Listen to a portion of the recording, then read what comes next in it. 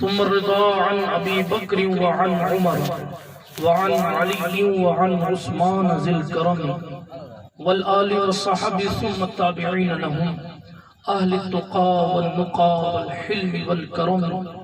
يا ربي بالمصطفى بلغ مقاصدنا، يا ربي بالمصطفى بلغ مقاصدنا، يا ربي بالمصطفى بلغ مقاصدنا واغفر لنا واغفر لنا. أسألكم عليه أجرا إلا المودة في القربى.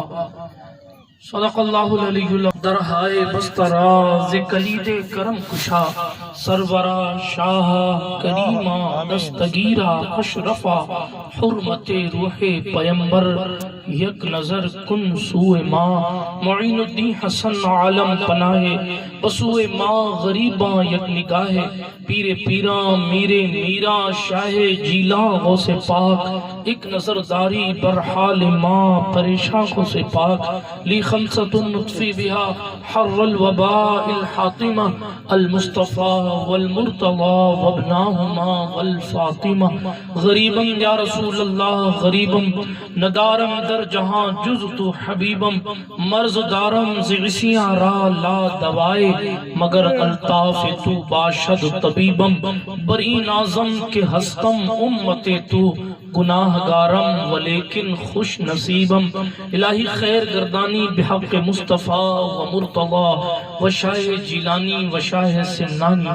آئیے کچھ کہنے سننے سے پہلے اپنے اسلاف کے طریقے کے مطابق سرکار رسالت مآب سیاہ لامکان سرور دو جہاں احمد مختار شفیع روز شمار حبیب کردگار چارہ ساز درد منداں رحمت عالمیہ شفیع مجرماں حضرت سرکار دو عالم صلی اللہ علیہ وسلم کی خدمت اقدس بابرکت میں جی لگا کر بلند آواز سے پوری توجہ کے ساتھ اس یقین کے ساتھ کہ ہم یہاں اس ڈھانی سے بیٹھ کر پڑھتے ہیں، مصطفیٰ مدینے سے خود سنتے ہیں.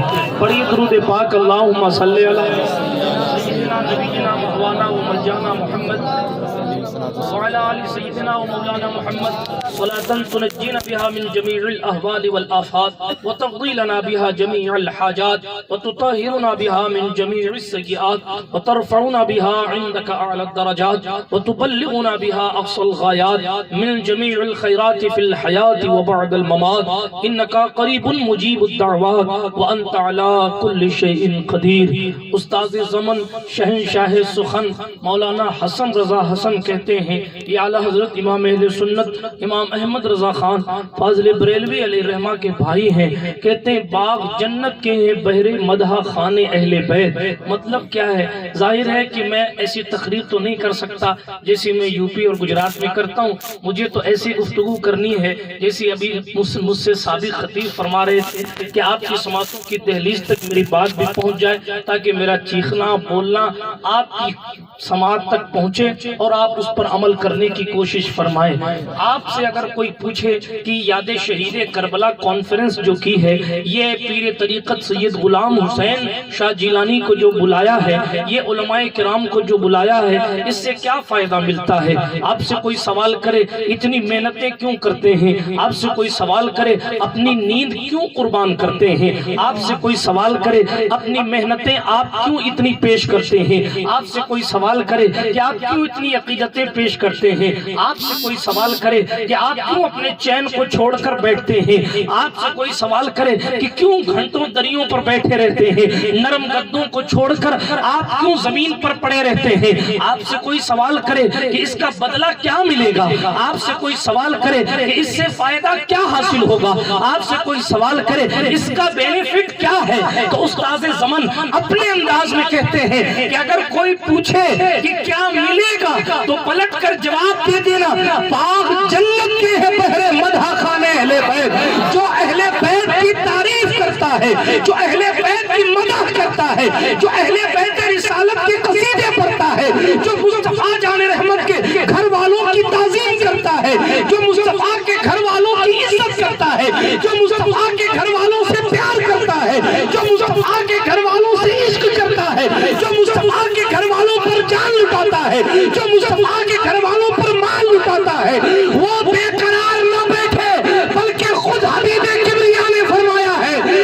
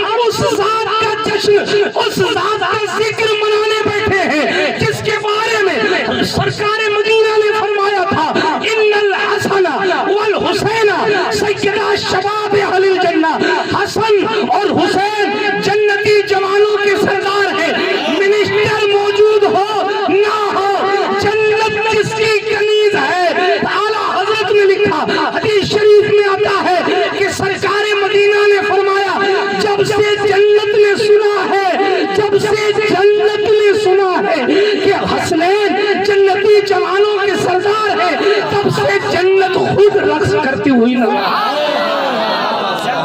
جس کے نام پر جھومتی ہے ہم اس کے نام پر جھوم رہے ہیں. جنت جن کے آنے کے مشتاق ہے ہم اپنی محفل میں ان کی آمد کیا اشتیاق لیے بیٹھے ہیں. برادران ملت اسلامیہ، استاد زمن نے کہا باغ جنت کے ہیں. کس کے لیے؟ مدح خانے اہل بیت کے لیے، جو اللہ کے رسول کے گھر والوں کی تعریف کرتے ہیں ان کے لیے جنت کے باغ ہیں. اچھا جو نہیں کرتے دوسرا مصرع شہنشاہ سخن ہے. پہلے مصرے میں کہا باغ جنت کے ہیں بہر مدح خانے اہل بیت. دوسرے مصرے میں کہا تم کو مزدہ نار کا اے دشمنان اہل بیت. بغض ہے سیدوں سے دل میں، ہاں سامنے رکوع ہے پیچھے غیبتوں کا پہاڑ ہے. ہاتھ چومنے آتے ہیں تو رکوع کرنے لگ جاتے ہیں، اور جیسے سائیڈ ہوئے تو پھر کیا کیا ہوتا ہے میں کیا کیا بتاؤں، سب ریکارڈ ہوتا ہے. ہاں صحیح ہے. لیکن صاحب بغض دل میں ہے اور سنی پکے ہیں. معاف کیجیے گا یہ حالات ہو گئے. مگر الامان والحفیظ فرمایا استاد زمن نے کہ جس کے دل میں بغض ہے، جو دشمنی رکھتا ہے نبی کے گھر والوں سے، پھر اس کو کیا ملے گا؟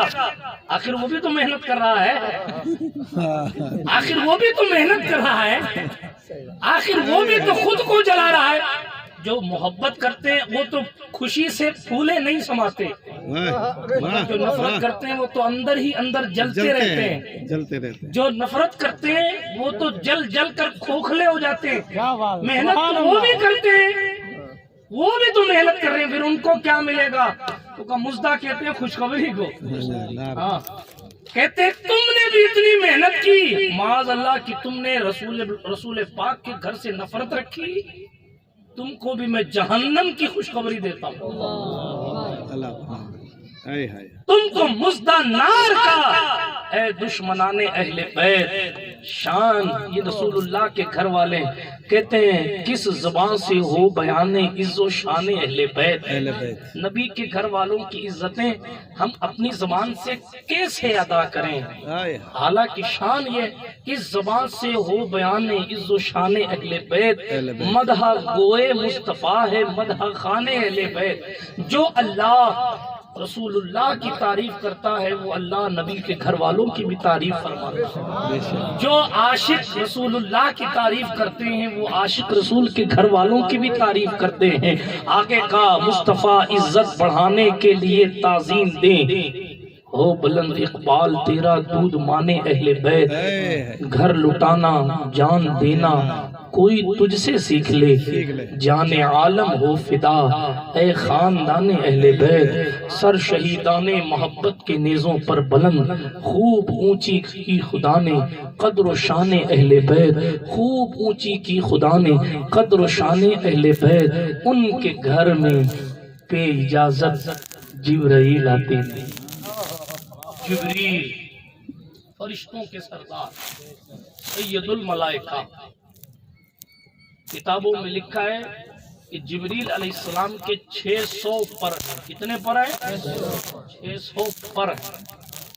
اور ہر پر ایک پر میں اتنی طاقت ہے کہ آسمانوں زمین کو الٹ پلٹ کر ایک پر میں اتنی طاقت ہے. صرف ایک میں ایسے 600 ہیں ان کے پاس. ایک پر میں اتنی طاقت ہے الٹ پلٹ کر دیں. اور کر کے دکھایا بھی ہے انہوں نے.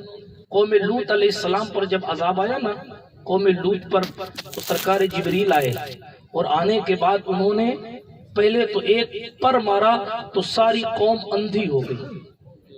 ایک پر مارا ساری قوم اندھی ہو گئی. ہم پر عذاب نہیں آ رہا ہے، یہ رسول پاک کا صدقہ ہے، یہ اہل بیت رسول کا صدقہ ہے. آپ کہیں گے یہ کہاں سے لائے کہ اہل بیت رسول کا صدقہ ہے؟ میں نے کہا جس رسول کو مانتے ہو اسی رسول نے فرمایا ہے کہ جس طرح آسمان والوں کے لیے ستارے امان ہیں، حضور نے فرمایا النجوم امان للسماء، ستارے آسمان کے لیے اور اہل آسمان کے لیے امان ہیں. فرمایا میری اہل بیت زمین والوں کے لیے امان ہے. میری اہل بیت زمین والوں کے لیے امان ہے. اگر امان کو پانا ہے نبی کے گھر والوں کو پکڑ لو, فتنوں سے محفوظ رہو گے انشاءاللہ, امان سے محفوظ رہو گے, گمراہی سے محفوظ رہو گے, کفر سے محفوظ رہو گے. برادران ملت اسلامیہ, اسی لیے میں نے کہا کہ جناب یہ صدقہ اہل بیت اطہار کا ہے کہ عذاب نہیں آتا, یہ صدقہ سیدہ زہرا کی ریاضتوں کا ہے کہ عذاب نہیں آتا, یہ صدقہ حسن پاک کی بردباری کا ہے کہ عذاب نہیں آتا, یہ صدقہ علی مولا کی شجاعت اور ریاضت کا ہے کہ عذاب نہیں آتا, یہ مصطفیٰ جان رحمت کی برکت اور رحمت ہے کہ عذاب نہیں آتا. جن پر عذاب آیا ان کی تاریخ میں پھر کبھی سناؤں گا. ابھی میں جبریل علیہ السلام کی بات کر رہا تھا. یہ آسمان سے آتے ہیں, قوم لوط پر ایک پر مارتے ہیں, پوری قوم اندھی ہو جاتی ہے, پھر وہ زمین میں پر ڈالتے ہیں اور اس کو اٹھا لیتے ہیں. پوری قوم کو پر پہ اٹھا لیا, ایک پر پہ, ایک دو چار لوگ, ایک محلہ نہیں, جتنے لوگ تھے سب کو اٹھا لیا قوم لوط کے, اور اتنی اوپر لے گئے کہ قوم لوط کے مرغوں اور کتوں کی آوازیں آسمان تک پہنچنے لگی. ایک پر پہ اتنی اوپر لے گئے اور پھر اس کے بعد وہیں سے پٹک دیا. پھر پتھروں کی بارش کی گئی. الامان والحفیظ, یہ ہے قوم لوط کا عذاب, یہ ہے جبریل کی طاقت, یہ ہے قدرت کا اختیار, یہ ہے قدرت کا جلال. مگر اپنے محبوب کے قربان نہ جاؤ. جو جبریل قوم لوط کو ایک پر پہ اٹھا کر پٹکنے آتا ہے, وہی جبریل حسین پاک کو جھولا جھلانے بھی آتا ہے.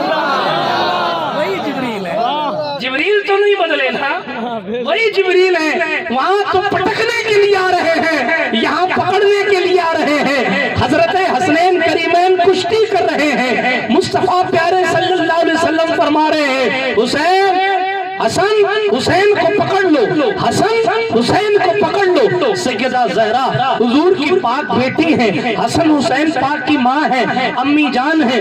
ماں کا دل تو پھر ماں کا دل ہے. کہنے لگے ابا جان آپ بڑے کی طرف ہیں اور حسن سے کہتے ہیں کہ چھوٹے حسین کو پکڑ لو. آپ کو تو چھوٹے کی طرف داری کرنی چاہیے, یہ چھوٹا بڑے سے بہرحال کمزور ہوتا ہے, تو آپ حسین کی طرف سے کہتے کہ اے حسین تو حسن کو پکڑ لے, مگر آپ تو حسن کو کہہ رہے ہو کہ ادھر سے پکڑ, ادھر سے پکڑ. مصطفیٰ نے فرمایا فاطمہ میں کیا دیکھ رہا ہوں وہ تمہیں بتا دوں. کہا ہاں یا رسول اللہ. کہا میں تو حسن کے سپورٹ میں ہوں, ادھر جبریل حسین کو وہ جبریل ہے, وہ جبریل ہے. یہاں کشتیاں سکھانے آ رہے ہیں. کیا بات. یہ لیول کس سے بڑھا؟ اس لیے کہ ہمارا اور آپ کا مقدر اتنا اعلیٰ ہے کہ ہمارے نصیبے میں کائنات کا مختار ہے, ہمارے نصیبے میں نبیوں کا امام ہے, سید الانبیاء. خیر میں بھی اشعار شروع کر رہا تھا, میں نے بھی تقریر شروع نہیں کی صحیح معنوں میں باضابطہ طور پر, لیکن بات میں عرض یہ کر رہا تھا اشعار پورے کر دوں یوں تو استاذ زمن نے بہت سارے لکھے ہیں, بات کو میں مکمل کروں. اللہ رب العزت نے انہیں بڑی عقیدت دی تھی اہل بیت سے. پورا واقعہ کربلا انہوں نے اپنے اس قصیدے میں اتار دیا ہے. ہاں اپنا سودا بیچ کر بازار سونا کر گئے, کون سی بستی بسائی تاجران اہل بیت. تیری قدرت جانور تک آپ سے سیراب ہو, پیاس کی شدت میں تڑپے بے زبان اہل بیت. خشک ہو جا خاک ہو کر خاک میں مل جا فرات, خاک تجھ پر دیکھ تو سوکھی زبان اہل بیت. سر شہیدان محبت کے ہیں نیزوں پر بلند, خوب اونچی کی خدا نے قدر و شان اہل بیت. ان کے گھر میں بے اجازت جبریل آتے نہیں, قدر والے جانتے ہیں قدر و شان اہل بیت. جو جبریل قوم لوط پر عذاب دینے آ رہے ہیں, وہ جبریل زہرا کے گھر میں اجازت کے بغیر بھی نہیں آتے. کیا شان ہے ان کے گھر میں بے اجازت جبرائیل آتے نہیں. قدر والے جانتے ہیں قدر و شان اہل بیت. ان کی پاکی کا خدائے پاک کرتا ہے بیان, آیت تطہیر سے ظاہر ہے شان اہل بیت. خیر اشعار بہت ہیں اہل بیت پاک سے بے باکیاں گستاخیاں, لعنت اللہ علیکم دشمنان اہل بیت. بے ادب گستاخ فرقے کو سنا دے اے حسن, یوں کہا کرتے ہیں سنی داستان اہل بیت. آیت کریمہ میں نے وہی پڑھی جو حضرت نے پڑھی تھی. جی جی جی, جس روٹ پر یہ دوڑا رہے تھے اپنی گاڑی اسی پر میں بھی دوڑا ہوں. اچھا روٹ وہی ہے, روٹ وہی ہے. سبحان اللہ. روٹ نہیں بدلنا چاہیے نا, وہ ایکسیڈنٹ ہو جاتا ہے یا آدمی گمراہ ہو جاتا ہے. ہاں بات تیزی مسکرا کے فریش ہوئے ہیں، یہ مزاحیہ بات، فتوے مت لگا دینا چیزوں، اب تو حالات ہی تبدیل ہو گئے، تو تیزی کے ساتھ بات کرتا ہوں۔ شروع اللہ کا قرآن کے در سورۃ الشورى کی آیت ہے، مشہور و معروف آیت، ترجمہ آپ سنتے رہتے ہیں۔ اے نبی آپ فرما دیجئے میں نے جو تبلیغ دین کی ہے، میں نے جو تم تک دین پہنچایا ہے، یہ جو محنتیں ہیں میں نے کی ہیں، میں اس پر تم سے کوئی بدلہ نہیں مانگتا۔ حضور علیہ السلام کی محنت اتنی ہے، آپ کو معلوم ہے کتابوں میں لکھا ہے کہ ساری دنیا کے آنسوؤں کو، ساری دنیا کے آنسوؤں کو، ساری دنیا کے آنسوؤں کو اگر جمع کیا جائے تو وہ داؤد علیہ السلام کی جتنے رونے والے جو آنسو ہیں اس کی برابری نہیں کر سکتے، اور اگر دونوں کو ملا لیا جائے، داؤد علیہ السلام کے آنسوؤں کو بھی ملا لیا جائے اور پوری دنیا کے آنسوؤں کو بھی ملا لیا جائے، تو سرکار نوح علیہ السلام جتنا روئے ہیں، حضرت نوح علیہ السلام جتنا روئے ہیں، ان کے آنسوؤں کی برابری نہیں ہو سکتی، اور اگر سب کو ملا لیا جائے تو سرکار آدم جتنا روئے ہیں ان سب کی برابری نہیں ہو سکتی۔ ٹھیک ہے، یہ نبیوں کی محنتیں اور مشقتیں ہیں، اور سید الانبیاء کیا فرماتے ہیں؟ فرماتے جتنی تکلیف مجھ محمد کو دی گئی ہے اتنی کسی اور نبی کو بھی نہیں دی گئی۔ آپ اندازہ لگائیں کہ حضور کی محنتیں کتنی ہیں۔ آج تو ہم صرف کھا رہے ہیں، آج تو صرف صدقے ہی کھائے جا رہے ہیں، حضور کا صدقہ، اہل بیت کا صدقہ، فلاں کا صدقہ، فلاں کا صدقہ، غوث پاک کا صدقہ، غریب نواز کا صدقہ، محنتیں کہاں ہیں؟ آپ کو معلوم ہے مدینہ تشریف لانے کے بعد، صحیح حدیث ہے، مدینہ تشریف لانے کے بعد کوئی 3 دن ایسا نہیں رہا جس میں مسلسل حضور کے گھر تینوں دن کھانا پکا ہو۔ سن رہے ہیں آپ؟ جنت کے مالک کی داستان سنا رہا ہوں۔ ایک وقت کھانا پکتا ہے تو دوسرے وقت فاقہ ہوگا، یا دوسرے وقت کھجور سے کھانا کھایا جائے۔ ایک وقت کھانا کھایا، ایک دن کھانا کھایا تو دوسرے دن کھانا نہیں، 3 دن کبھی ایسے ہوئے ہی نہیں حضور کی زندگی میں۔ مدینہ تشریف لانے کے بعد 3 دن کبھی ایسے نہیں آئے جس میں تینوں دن حضور نے کھانا کھایا۔ ہم دیکھیں اپنی زندگیوں، سرکار عمر بن خطاب 22 لاکھ مربع میل کے خلیفہ، 22 لاکھ مربع میل چوکور ان کے انڈر میں ہے، خلیفۃ المسلمین ہے، مگر اپنے دسترخوان پر انہوں نے کبھی 2 سالن نہیں رکھوایا۔ آدھی دنیا ان کے زیر نگی ہے، مگر کھانا کھانے بیٹھتے نا تو یا تو 7 لقمے کھاتے یا 9 لقمے کھاتے، اس کے بعد دسترخوان اٹھوا دیتے۔ یہ ہے محنتیں۔ مولا علی کرم اللہ وجہ الکریم ہے تو وہ علی، وہ دستخط نہ کرے تو کوئی ولی نہیں ہوتا، مگر ان کی زندگی پڑھے آپ۔ حضرت ابوبکر صدیق پیسے والے تھے، تجارت فرماتے تھے، حضرت عمر فاروق اعظم کے پاس بھی پیسے تھے، حضرت عثمان غنی تو بہرحال سخی تھے، مگر ان 4 یاروں میں مولا علی کی ذات ایسی تھی جس نے اپنے ظاہری غریبی کی وجہ سے کبھی کوئی بزنس نہیں کیا، کبھی کوئی تجارت نہیں کی۔ اللہ اکبر! سرکار مولا علی ایک دن جناب اپنی تلوار لے کر بیچنے نکل گئے، لوگوں نے کہا حیدر کرار بازار میں یہ کیا اپنا اسلحہ بیچنے لائے ہو؟ تو کہنے لگے اللہ کی قسم میرے پاس اگر پہننے کے لیے لنگی ہوتی تو میں یہ بیچنے نہیں آتا۔ بات سمجھ آ رہی ہے آپ کو؟ آج ہم چھوٹی چھوٹی چیزوں پر شکوے کرنے لگ جاتے ہیں، مگر منزل عشق میں تسلیم و رضا مشکل ہے، جن کے رتبے ہیں سوا ان کو سوا مشکل ہے، جس کے درجات جتنے بلند ہوتے ہیں اس کی محنتیں پھر جناب اتنی زیادہ ہوا کرتی ہیں۔ میں عرض یہ کر رہا تھا، سید الانبیاء صلی اللہ علیہ وسلم ارشاد فرماتے میری محنتیں مجھے اس قدر تکلیف دی گئی کہ میری جتنی تکلیف کسی نبی کو بھی نہیں دی گئی۔ اس ڈیٹیل اور تفصیل میں نہیں جاتا، مگر میں آپ کو ایک سرسری طور پر بتانا چاہتا ہوں، مکہ المکرمہ جو حضور علیہ الصلوۃ والتسلیم کا مولد ہے، جہاں مصطفیٰ پیدا ہوئے ہیں، وہاں حضور کو جناب والا لوگوں نے گھر میں محصور کرنے کی کوشش کی۔ جہاں مصطفیٰ کا وطن ہے، حضور کے دین کی وجہ سے لوگوں نے حضور کی پیٹھ پر اوجڑیاں رکھی۔ جہاں حضور کا شہر ہے، اس حضور کے شہر میں لوگوں نے مصطفیٰ کے پیروں کے نیچے کانٹے بچھائے۔ آپ نے سنا ہے نا، اسی شہر میں لوگوں نے جوانوں اور بدماشوں दरवेशों का गोल उनके पीछे दौड़ाया। उन्हीं के रिश्तेदारों ने माअज़ल्लाह उन्हें साहिर, शायर और जादूगर और काहिन न जाने कौन कौन से इल्जामात माअज़ल्लाह हुजूर पर लगाए। ये वही शहर है ना जो हुजूर का अपना शहर है, लोगों ने हुजूर की जान लेने की कोशिश की। ये वही शहर है जो हुजूर का शहर है, लोगों ने हुजूर का सोशल बाइकाट किया। ये वही शहर है जिस मुक़द्दस शहर में मुस्तफा पैदा हुए, मगर लोगों ने शेख अबू तालिब में महसूर होने पर मजबूर कर दिया।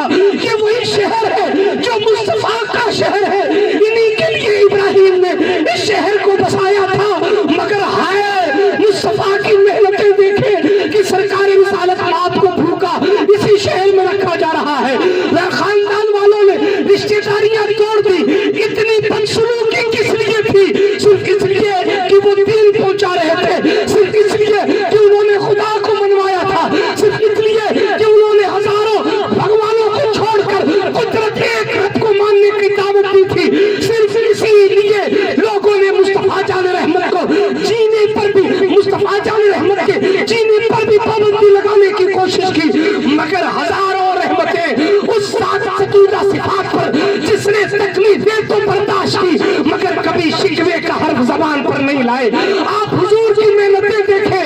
कभी जनाब शेख अबी तालिब पढ़े आप 2.5 साल 3 साल तक हुजूर वहां हैं। साद बिन अबी वक्कास कहते हैं कि हमारे पास खाने के लिए कुछ नहीं था। कौम के लोगों ने यह कानून लगा दिया था कि अगर मोहम्मद को कुछ खाने के लिए देगा तो हम उससे रिश्ता तोड़ देंगे, उससे यहाँ शादियां बंद कर देंगे, उसको कौम से बाहर कर देंगे। एक पहाड़ की घाटी में हुजूर अपने अहले खाना के साथ तशरीफ फरमा। साद बिन अबी वक्कास कहते हैं हमारे पास खाने को कुछ नहीं था, हमारे बच्चे और अहले बैत के बच्चे घास खाया करते थे। उनके होंठ हबशियों की तरह मोटे हो गए। किताब के अल्फाज पढ़ रहा हूं। घास खाया करते थे। उनकी कंडीशन ये थी। साद बिन अबी वक्कास कहते एक चमड़ा मिल गया मुझे, पता नहीं किसका था, तो उसको पीसा गया और पीसने के बाद उसको पानी में मिलाया गया और सत्तू पाउडर बनाकर हमने पिया ताकि हमारे कलेजे को कुछ ठंडक मिले। ये मेहनत रसूल पाक। और मैं क्या क्या बयान करूं, तमाम मेहनतें अपनी जगह सरकारी रिसालत में आप सल्लल्लाहु अलैहि वसल्लम की है, मगर हुजूर ने फरमाया मेरी इन तमाम तबलीग, तवज्जो है आपकी, हाँ इधर देखिए, मुझे मालूम है कि आप हजरत के इंतजार में बैठे हैं, हाँ मगर मैं उस जात का जिक्र कर रहा हूँ जिसके नाम की बरकत से सबके चेहरों पर रौनक है। हाँ, उस जात का जिक्र। खड़े हो जाएं, इस्तकबाल कर लें।